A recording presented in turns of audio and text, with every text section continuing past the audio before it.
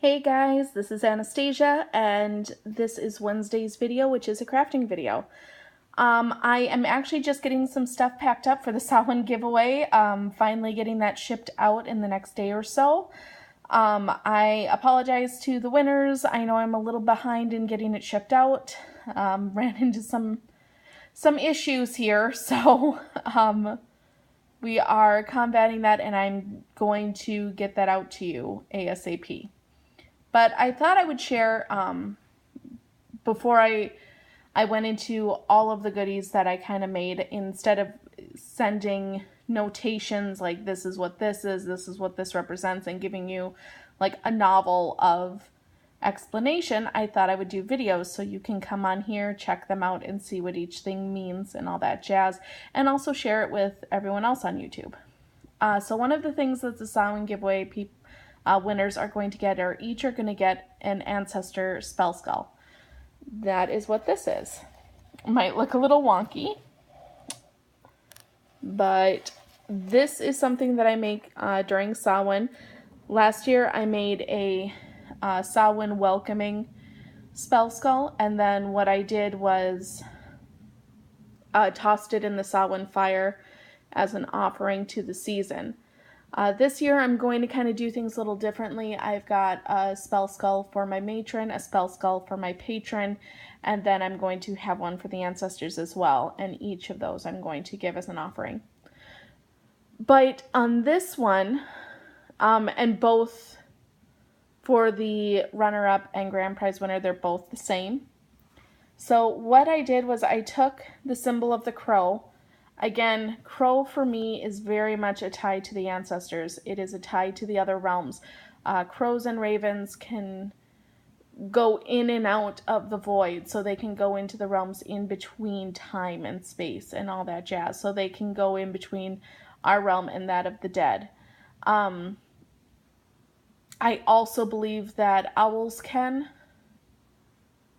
and bats, things of that nature, usually nocturnal animals of flight. I'm sure if I really thought about it, there are other animals as well, but those are the ones that are kind of hit me over the head as I'm doing this video.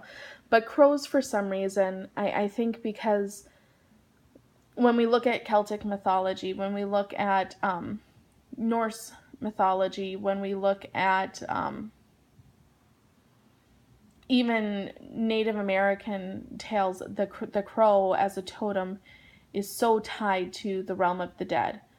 In Celtic mythos or culture or what have you, because crows were scavengers and would eat the remains of the bodies left on the battlefield, it was thought that they would take on that spirit and then carry it to the underworld. Hell, my matron is very much tied to the crow as an animal spirit or an animal totem as well. So I really liked the idea of using that as the major symbol, and I wanted to put it over the eyes, and basically I wanted the face to really be the crow, but especially the eyes. Not sure why, that just seemed to speak to me very much. I really didn't get a definite answer.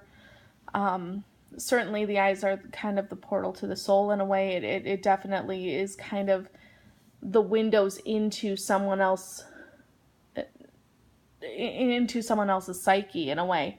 But as far as why it spoke so loud to me that be where the crow was situated, I don't know. But that never really happened. But that's what spoke to me. That's what I wanted to do. And then I wanted the base of the skull to be in red. Red for me really ties to ancestor energy. I know I've said that before. Red is not only the color of the apple, which is the food of the dead, but also pomegranates, which are also very much connected to the underworld.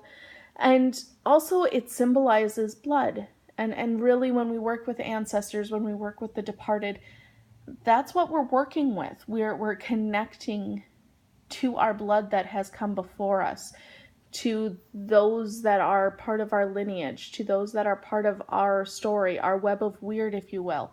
We're all connected to them. And it is through our blood that we feel that connection.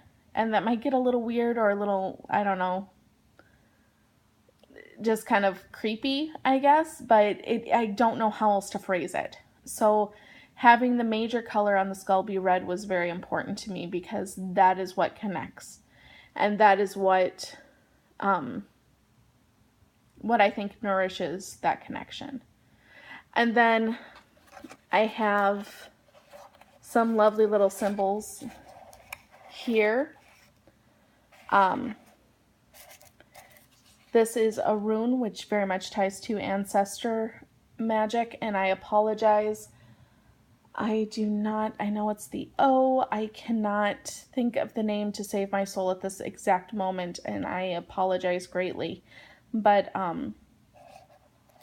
I chose it because it tied to the Norse pantheon, the Norse connection, I guess for me, is very much tied to your kin, to your folk. There are certain sects of the northern traditions that have that can take that a bit too far. There are certain sects that kind of are a bit racist. I'm not giving that power. I'm not giving that honor. But I do think honoring your kin and your folk and your ancestors is a very empowering thing and is a very positive thing. I think you can honor your folk, honor your clan, honor your kin without dishonoring others. Just easy as that. So I did want to include a rune on this, and a rune for the ancestors I thought made sense. Then we have the horned god symbol, and we have it here where it's kind of open and light. And then if we go to the other side, it's filled in. The reason for that is on the light side, that this represents the horned god during the light half of the year, when he's in his life aspect, when he's in his fertility and vitality aspect. Then here we have it filled in that represents the dark aspect. That represents him in his kind of dread aspect, if you will, leading the wild hunt, bringing souls to the underrealm, really ruling that area. I thought it was important to include both because it deals with not only death, but also rebirth, just reminding us that it's all cyclical. Oh my goodness. It's all a circle. Sorry. Things have been kind of crazy and I apparently cannot talk. The next symbol I chose, and it's the same on both sides, is the spiral. Spiral, again, very much connects me to the idea of life, death, and rebirth. It is a spiral. It goes on and on and on. It never really truly ends. And then I put on the 4 points for the 4 directions to represent the elements, because I do believe that those are what create us. That is where we're born. We come from the earth. We return to the earth. If you look at a human's body, I probably can't remember the whole thing off the top of my head because that seems to be how my mind is working tonight. But within each of us, our lungs are the air. Our blood is the water. Our will and determination is the fire. Our skin is the earth. Is that what it is? I don't think that's it. Our bones are the earth. Woohoo! That was it. So our bones are the earth. Our lungs, the air the breath that we give is the air. The will and determination that we have. Our heart is the fire. And of course, our blood is the water. So the elements live within us as well as around us.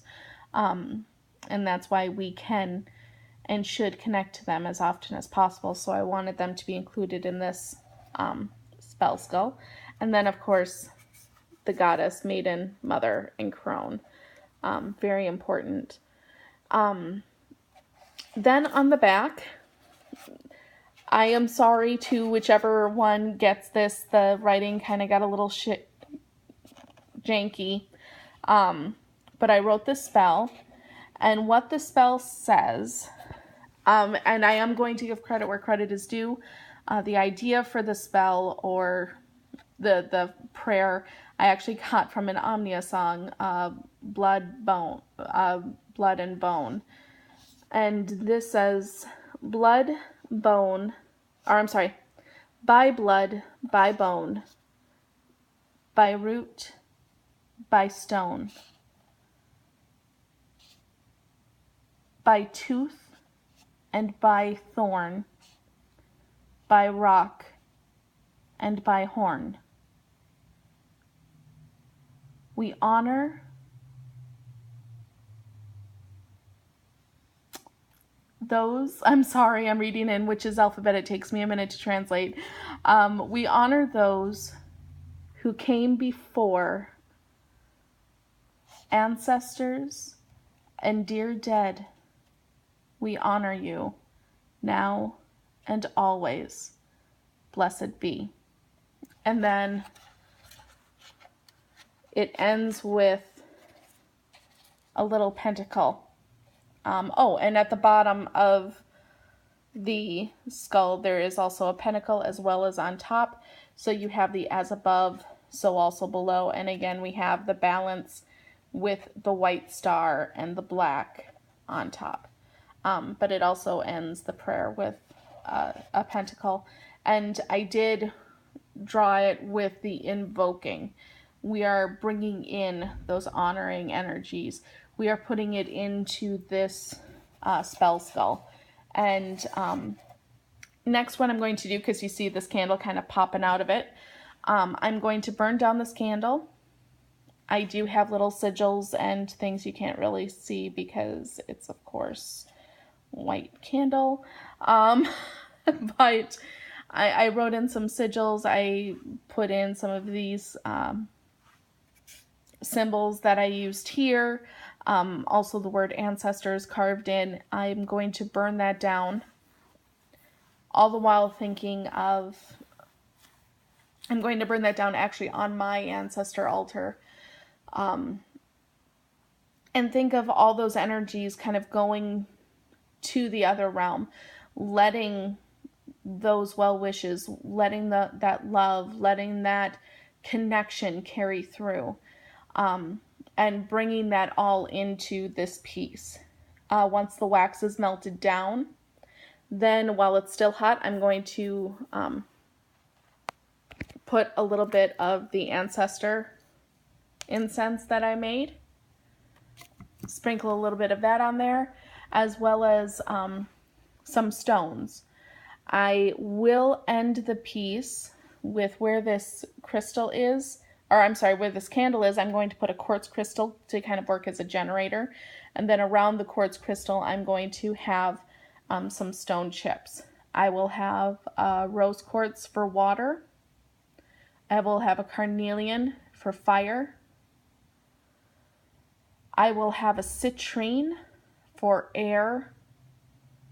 And then I will have a onyx for earth. And that again will connect to the 4 elements, bringing those energies in and having them being amplified by the quartz crystal. That will generate energy into the skull.